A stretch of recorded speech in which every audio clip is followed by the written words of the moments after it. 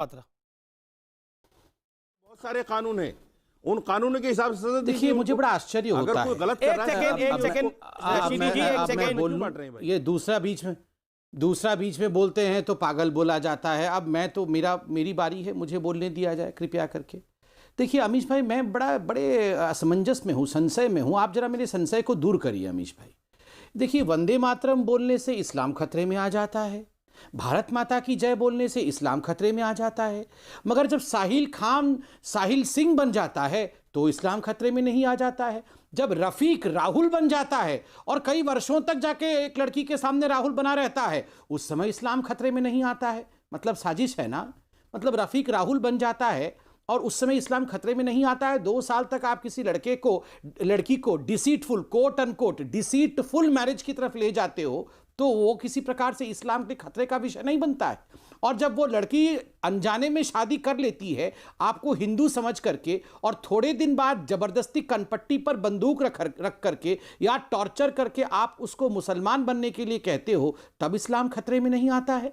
तब इस्लाम खतरे में नहीं आता है। देखिए जब हिंदुस्तान की संसद में सवाल पूछा गया, एक टेक्निकल सवाल पूछा गया कि लव जिहाद क्या है, तो उन्होंने कहा लव जिहाद जैसे शब्द का प्रयोग कॉन्स्टिट्यूशन में नहीं है, मगर लव। गृह राज्य मंत्री का बयान सही है गलत है? देखिए ये दूसरों को पागल बोल रहे थे, मैंने ये दूसरों को पागल बोल रहे थे। राज्य मंत्री का बयान सही है गलत है? जो बीच में बोल रहा था मैंने तो। संबित पात्रा जवाब दीजिए। ये क्या है फिर जनता? ये तो एक महिला को पागल बोल रहे थे, अब ये मेरे बीच में बोल रहे हैं, इनको क्या बोला जाए? देखिए मैं किसी को पागल नहीं कहूंगा। मैं उसी विषय का जवाब दे रहा था। आप इनको जरा शांत करिए। आपका चेहरा बेनकाब हो गया साहब।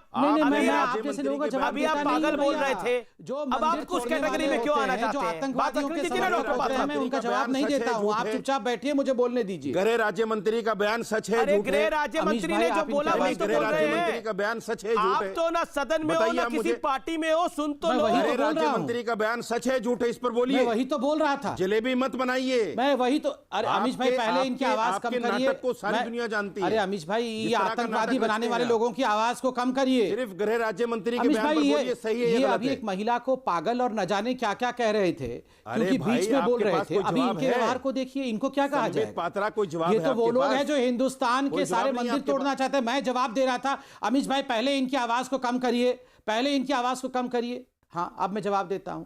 ये जो गृह राज्य मंत्री के विषय में बोल रहा था, मैं पहले लोगों के मन से संशय दूर कर दूं, डाउट दूर करूं। देखिए पार्लियामेंट में कहा गया कि लव जिहाद जैसे शब्द का प्रयोग संविधान में नहीं है, किंतु डिसीटफुल मैरिज, धोखे से शादी करना, नाम बदल करके शादी करना और फोर्सफुल कन्वर्शन, ये तीनों के तीनों गुनाह है। आपने कितनी बार सुना है मुझे बताइए कि कोई राम नरेश अग्रवाल वो जाके रफीक बन के किसी मुस्लिम लड़की से शादी कर रहा है? कितनी बार सुना है? मुझे 5 उदाहरण देके दिखाइए कि राम नरेश अग्रवाल जाके रफीकुल्लाह खान बन गया है और किसी मुसलमान लड़की से शादी करके लाता है और बोलता है कि अच्छा तू हिंदू बन जा रहे तो तुझे मार डालूंगा। हर बार ऐसा क्यों होता है कि रफीक ही राहुल बनता है, फिर भी ये आके यहाँ पर इतने जोर जोर से चिल्लाते हैं, महिलाओं को पागल कहते हैं? बताइए यहाँ पर। नहीं सुनिए, एक बार ध्यान से सुनिए। यहाँ पर एकमात्र महिला पैनलिस्ट है, एक समझदार पढ़ी लिखी महिला पैनलिस्ट है और इंटरफेथ मैरिज को समझने वाली महिला पैनलिस्ट है। उस महिला पैनलिस्ट ने इंटरफेथ मैरिज को सपोर्ट भी किया। आपके चैनल पे एक महिला को गाली दिया जाता है और हम लोगों को कहा जाता है उस पैनलिस्ट के साथ बैठ के डिबेट करो। ये क्या संदेह है? ये क्या संदेश जाता है? रशीदी बोला जाएगा। रशीदी बोलिए। गृह राज्य मंत्री किशन रेड्डी का बयान सही है या गलत है? इस्लाम में महिलाओं को गाली देना उचित है क्या? राज्य मंत्री किशन रेड्डी का बयान सही है या गलत है क्या? इस्लाम में आपको ये सिखाया गया है क्या? आपके मदरसे में महिलाओं के प्रति इस प्रकार का व्यवहार सिखाया गया है? आप इस पर जवाब दीजिए। मदरसे में पढ़ा होगा, पहले इस पर जवाब मदरसे में इस प्रकार की गाली महिलाओं को जो दिया आपने, अभी बुरी खान को जिस प्रकार से व्यवहार किया, आपको मदरसे में सिखाया गया है? आप यहाँ इस्लाम की बात करते हैं। आपकी सभ्यता सब निकल कर आएगी बाहर। राज्य मंत्री के बयान को कह दिया।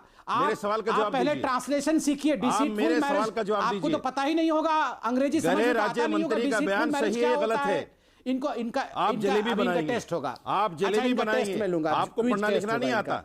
आप बताइए जलेबी बनाना आता है आपको? अरे डिसीटफुल जलेबी नहीं है, जलेबी बनाना का मतलब होता है जलेबी नहीं। डिसीटफुल का मतलब होता है धोखेबाज। अरे भैया डिसीटफुल का मतलब जलेबी नहीं है भगवान, व्यूअर्स देखो यही होता है जब अनपढ़ लोग डिबेट में आ जाते हैं। मैं बोल रहा हूं डिसीटफुल, तो ये बोल रहे हैं मुझे अतीकुर रहमान साजिद रशीदी, अब आप शांत हो जाइए। अतीकुर रहमान, लव जिहाद एक सच्चाई है और इससे इंकार क्यों किया जाता है? क्या आपको नहीं लगता ये गुनाह है? साहिल खान साहिल सिंह बन के सामने आता है और जो हरियाणा के फरीदाबाद में हुआ किसी को बताने की आवश्यकता नहीं है, दिन के उजाले में हुआ, कैमरे में कैद है। किसी को भी नाम बदलकर, धोखे में, किसी तरह का लालच देकर, कुछ लालच कर रख कर दिल में, इस चीज को कभी भी अल्लाह पसंद नहीं करता है और ऐसे घर नहीं बच सकते हैं। ये इस्लाम इजाजत नहीं देता है इनकी। रही बात जो भी सबूत अगर आपके पास हैं, सुबुई खान के पास हैं, संबित पात्रा जी के पास हैं, तो क्यों नहीं एफआईआर ये दर्ज करते हैं? एफआईआर हुई है, पर एक्शन होता है। साहिल खान पर एफआईआर हुई है, ये फरार है। साहिल खान फरार है, ये मिल नहीं रहा है। नोएडा पुलिस उसको ढूंढ रही है और मैं बोलता हूं नोएडा पुलिस को तुरंत ढूंढना चाहिए। आलोक सिंह कमिश्नर ढूंढना चाहिए, जरूरी है। उन्होंने एफआईआर करी, अच्छा काम किया। अब इस पे कार्रवाई भी त्वरित होनी चाहिए। एक मैसेज जाना चाहिए कोई और साहिल खान साहिल सिंह ना बन पाए, कोई और रहमान रफीक राहुल ना बन पाए, यह जरूरी है। ये लव जिहाद का एंगल जो दिया जा रहा है, ये पूरी तरह से मुसलमानों को बदनाम करने के लिए दिया जा रहा है। इसीलिए एफआईआर में आप लव जिहाद नहीं लिखवाएंगे, चीटिंग लिखवाएंगे, इंटिमिडेशन लिखवाएंगे। ओके सुबई मैं आपसे ब्रेक के बाद जवाब दूंगा, मैं आपसे ब्रेक के बाद